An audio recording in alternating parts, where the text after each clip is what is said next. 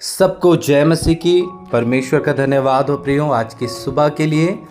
परमेश्वर ने निश्चय ही आपके जीवन में बहुत सारी आशीषों को उंडेल रहा है और मैं उन भाई बहनों का बहुत बहुत धन्यवाद जो लगातार इस चैनल को देख रहे हैं, सुन रहे हैं और परमेश्वर उनको बढ़ा रहा है अद्भुत तरीके से।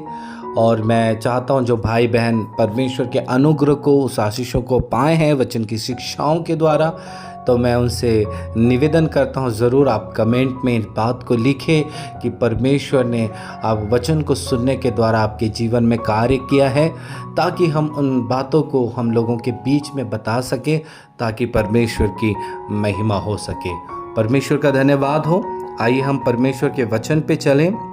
इब्रानियों 13 अध्याय उसका 17 वचन को हम पढ़ेंगे प्रियो। अपने अगुओं की आज्ञा मानो और उसके अधीन रहो।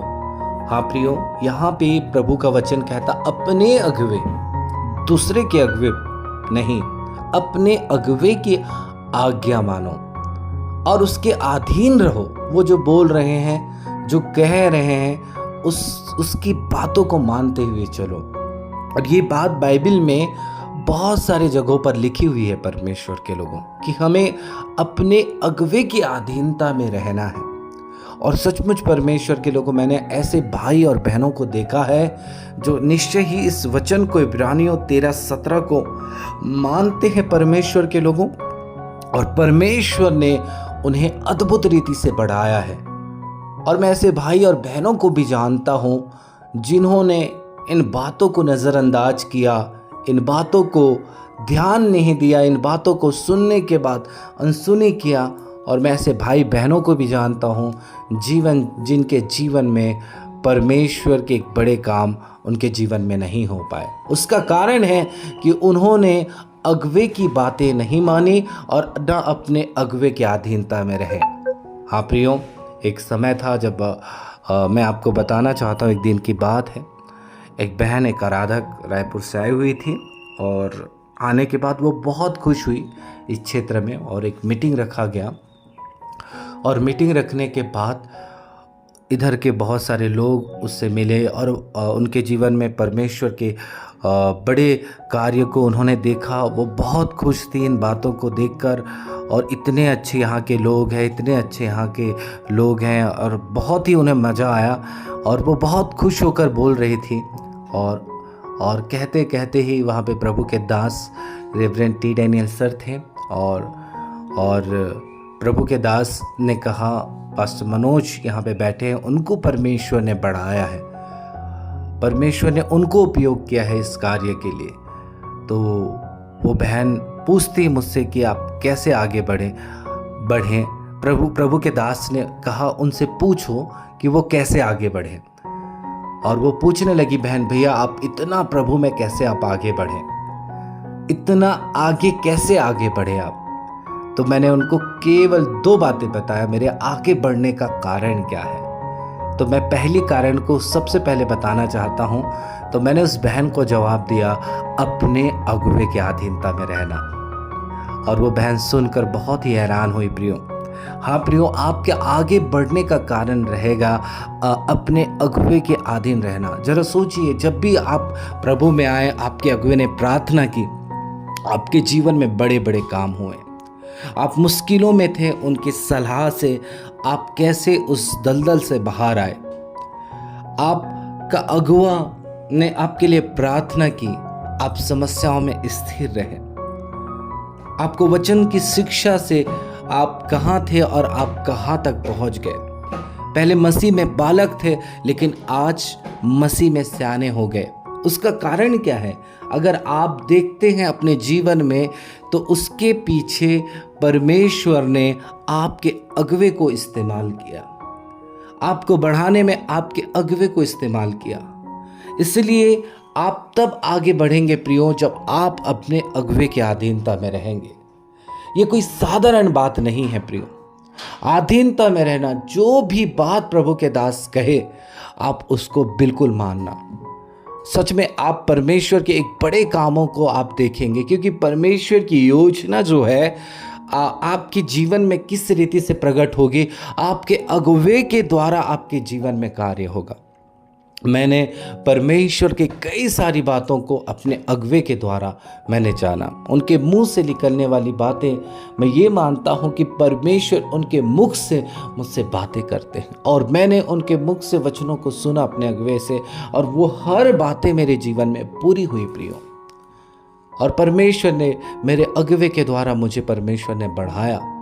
मुझे याद है कि मैं जब बहुत ज़्यादा बीमार था प्रियो, डॉक्टर ने रेगुलर दवाइयाँ लिख दी थी। रेगुलर दवाई खाना है आपको इस समस्या के लिए, और जब तक ये कंट्रोल ना हो सके। मैं करीबन परमेश्वर के लोगों 7 से 8 महीना हो गया था रेगुलर दवाइयाँ खा रहा था। अगर मैं नहीं खाता था मेरी परेशानियाँ बढ़ जाती थी। और परमेश्वर के लोगों, उसी समय प्रभु के दास ने मुझे देखा एक टेबलेट खाते हुए। उन्होंने पूछा ये टेबलेट कैसे? सर, डॉक्टर ने कहा है रेगुलर दवाई खाने के लिए। प्रभु के दास ने कहा बेटा इस दवाई को मत खा। प्रियो, मैंने उनकी बातों को माना। प्रभु के दास के मुख से निकलने वाली बात परमेश्वर की है। और परमेश्वर के लोगों, मुझे बीपी की समस्या हो गई थी कम उम्र में, 26-27 साल की उम्र में, जो होना नहीं चाहिए था प्रियो। और प्रभु के दास की बात मानने के बाद में मैंने उस दवाई को छोड़ दिया। आप यकीन करेंगे ये प्रभु का वचन है, प्रभु की वाणी है। और मैं आपको बताना चाहता हूँ, प्रभु की महिमा हो। आज करीबन कितने साल हो गए परमेश्वर के लोगों, 26 साल से, अगर आज मैं कहूँ मेरा उम्र जो है 33 साल हो चुका है, मैंने कभी भी बीपी की दवाई एक भी बार नहीं ली। क्यों? कारण यह है, कभी भी मेरी बीपी जो है कभी नहीं बढ़ा। उसका कारण है मेरे अगुवे के द्वारा प्रभु ने मुझसे बातें की, और मुझे परमेश्वर ने पूर्ण उस समस्या से बाहर लाया खींच के। हाँ, परमेश्वर के ये छोटी सी गवाही है मेरी। उसी प्रकार मैं आपसे कहना चाहता हूँ कि आप अपने अगुवे की बातों को माने। हम देखते हैं एलीशा अपने अगुवे की बात को मानकर अपने गुरु के पीछे चल पड़ा, अपने अगुवे की सेवा टहल करने लगा। और परमेश्वर के लोग अपने अगुवे से इतना प्रेम करने लगा, जब वो स्वर्गारोहण हो रहा था, वो तड़प रहा था अपने अगुवे से दूर जाने से, अपने अगुवे से के दूर जाने से वो तड़प रहा था। इतना प्यार आज के समय में परमेश्वर के लोगों, ये प्यार, ये प्रेम बहुत ही कम देखने के लिए मिलता है, जो अपने अगुवे के लिए तड़पना, अपने अगुवे के लिए तड़पना। परमेश्वर के लोगों, मैं आपसे कहूँ, परमेश्वर का एक बड़ा चमत्कार ये हुआ एलीशा के जीवन में। जो एलिया के ऊपर अभिषेक था उसका दुगुना भाग एलीशा को मिला, और वो एक महान भविष्यवक्ता बना। अपने गुरु की बातों को वो माना करता था। हाँ प्रियो, अपने गुरु की बातों को मानता था।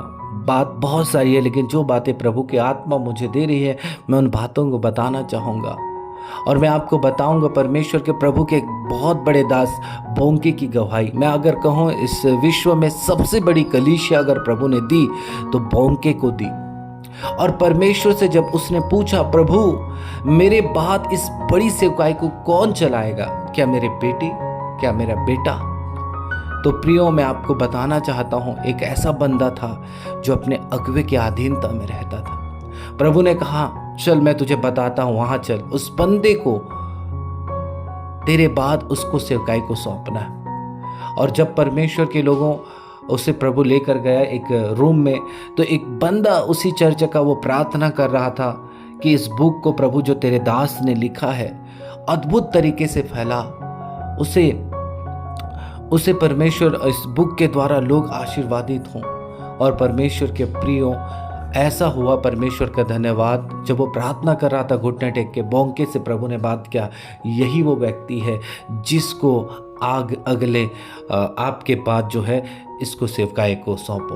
परमेश्वर का धन्यवाद। वो प्रभु के दास के अधीनता में रहता था, और प्रभु ने उसे चुना एक बड़ी कलीसिया के लिए। आज सच में आप चुने जाओगे अगर आप अधीनता में रहोगे, और अधीनता में रहोगे, परमेश्वर आपको अद्भुत रीति से बढ़ाएगा। इसका एक और भाग हम सुनेंगे। समय हो चुका है, और मैं यकीन करता हूँ परमेश्वर के लोगों, यही थोड़ा वचन जो है आपके लिए आशीषों का कारण होगा और कल फिर से हम इन वचनों से हम आपसे बातें करेंगे। परमेश्वर आपको बहुत आशीष दे।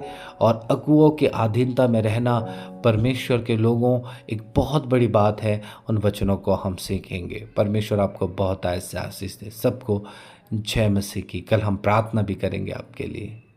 आमीन।